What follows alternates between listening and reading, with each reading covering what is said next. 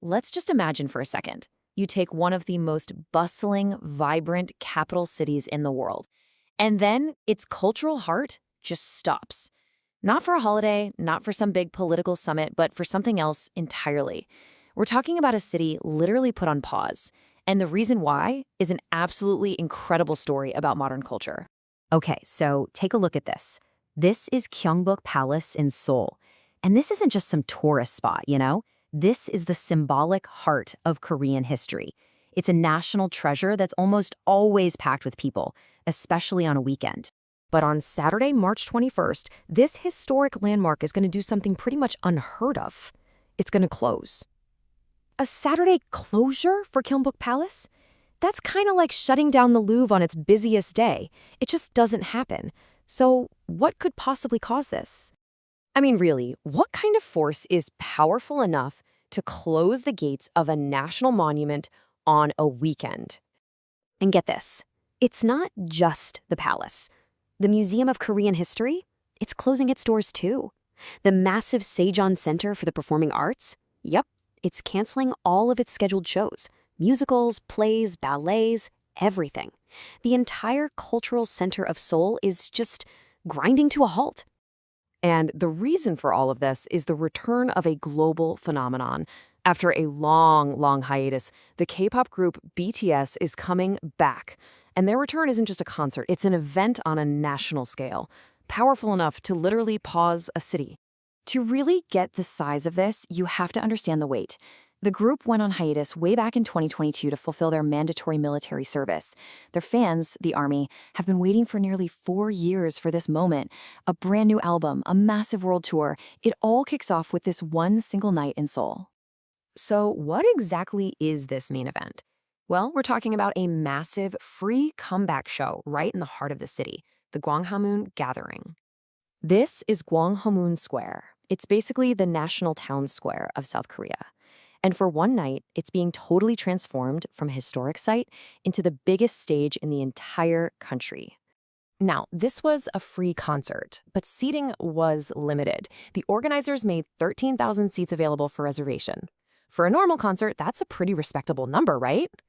Well, when the reservation site went live, the digital queue instantly swelled to over 100,000 people. It was a digital ticketing war. And those 13,000 seats, they vanished in a heartbeat. But here's the thing.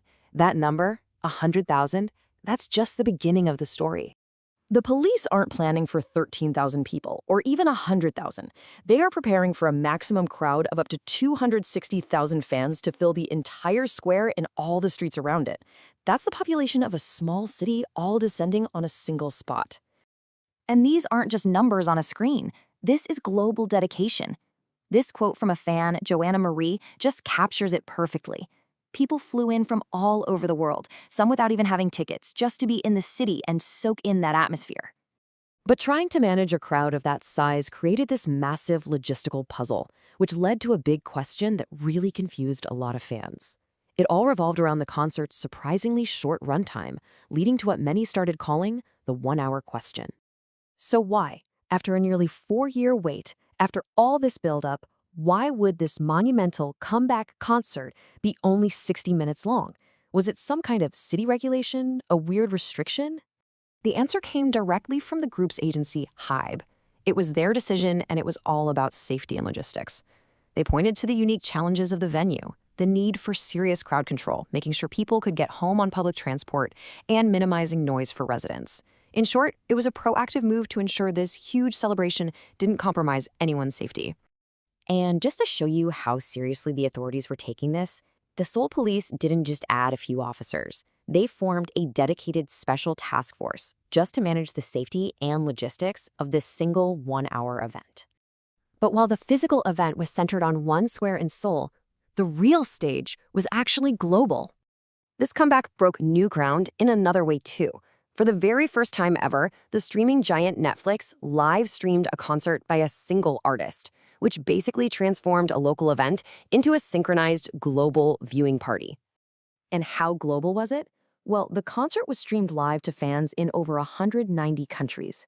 So just as the sun was setting in Seoul, fans in Sao Paulo, Paris, and Philadelphia were all watching together at the exact same moment. And this is what they were all waiting to see. The 7 members, back together on one stage. It was a moment that paused a city and absolutely captivated the world. Ultimately, the story of the BTS comeback is so much more than just music news. It shows us a new kind of power, the power of a truly global, organized, and incredibly passionate fandom. It leaves us with a question, right? What does it mean when a fan base becomes a force of nature capable of pausing a capital city and commanding the world's attention all for one single hour?